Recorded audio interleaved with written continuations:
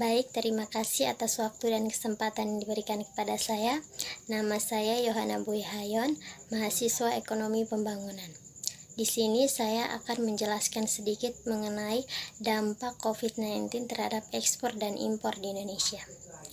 Virus corona atau COVID-19 mulai berdampak pada ekspor dan impor di Indonesia.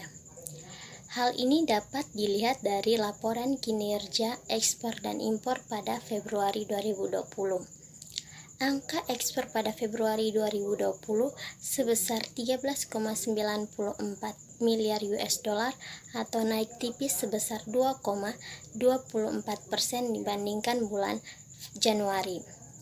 Sementara impor mencapai 11,6 miliar US dollar pada Februari 2020. Angka ini mengalami penurunan dibandingkan bulan Januari sebesar 18,69%. Impor dari Cina turun hingga 1,95 miliar US dollar.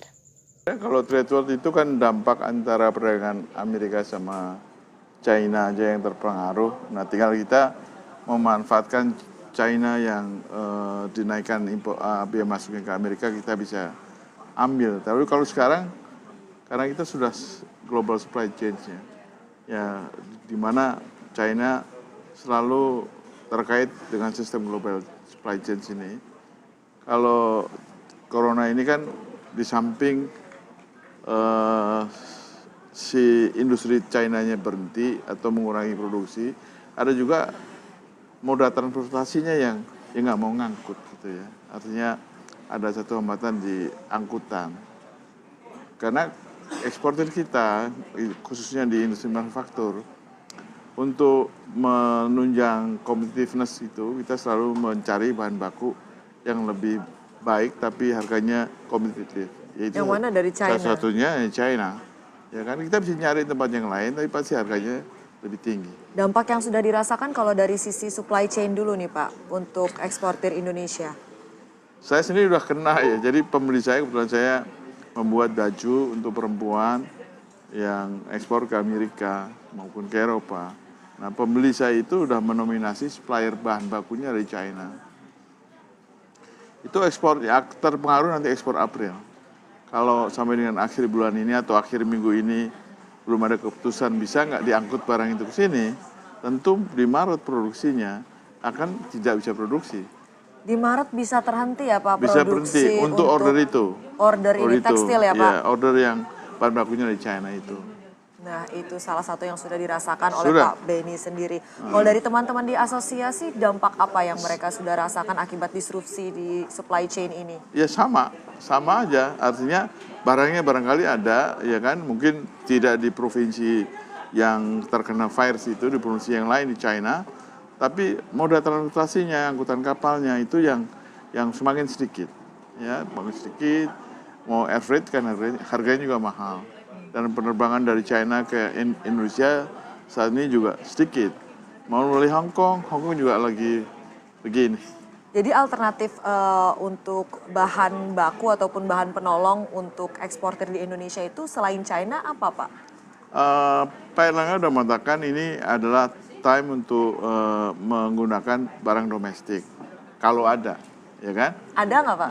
Ada yang nggak ada. Kalau ada pun harganya apa masih kompetitif dengan harga yang kita sudah tawarkan. Karena ekspor April itu kan kita purchase ordernya udah lama ya, udah tahun lalu kita shipment April tuh ini bahannya ini, harganya ini, udah committed, ya kan? Ya, jadi harus ada redealing lagi dengan pembeli untuk merubah harga, ya kan? Atau mencari sumber yang lain, yaitu di antara ASEAN, mungkin dari Vietnam, dari Thailand, yang sudah cukup baik lah komoditi bahan bakunya. Atau di luar ASEAN mungkin India satu-satunya. Itu alternatifnya Alternatifnya ya Pak? itu. Dampaknya ini Bapak perkirakan bisa sampai di triwulan berapa untuk wabah corona ini yang istilahnya mendisrupsi rantai pasok nih untuk ya, kita para belum eksportir. Tahu. Kalau sampai hari ini saya lihat kan grafiknya itu belum nekuk. Datar aja belum kan, masih naik terus. Tiba-tiba Italia juga kena, Prancis juga kena gitu ya. Jadi kemarin ada teman saya seluruh pameran, misalnya pameran furniture. Kebetulan saya salah satu anggota pembina himpunan furniture. Itu pameran kita, IFEC namanya, harusnya Maret ini, kita postpone. Kenapa? Yang berikut kebijakan ekspor impor. Kebijakan yang akan dilakukan adalah dengan mempermudah kegiatan ekspor impor akibat terganggunya karena wabah virus corona. Kebijakan ini dikeluarkannya dengan mengurangi aturan tentang larangan dan pembatasan atau LARTAS.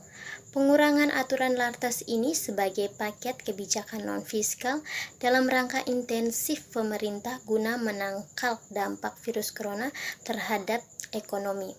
Aturan ini diharapkan bisa mempermudah ekspor maupun impor untuk industri manufaktur.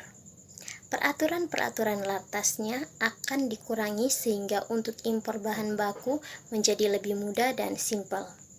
Kejadian COVID-19 ini memang bukan hanya membunuh masyarakat Indonesia melalui kesehatan saja, tetapi lebih jauh akan mematikan perekonomian Indonesia. Karena kebijakan dan aturan yang ada mengharuskan masyarakat untuk bekerja dari rumah, yang mana itu sangat menyulitkan para pekerja ataupun perusahaan yang memproduksi atau mendapatkan penghasilan dengan cara bersentuhan langsung. Salah satu kebijakan ekonomi pemerintah yang bisa ditempuh dengan melakukan relaksasi di sektor pertambangan mineral dan batu bara atau minerba, khususnya komoditi nikel.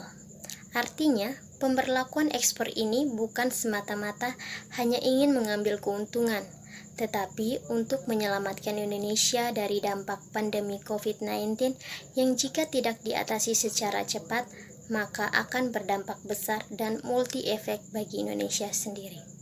Sekian dari saya, terima kasih.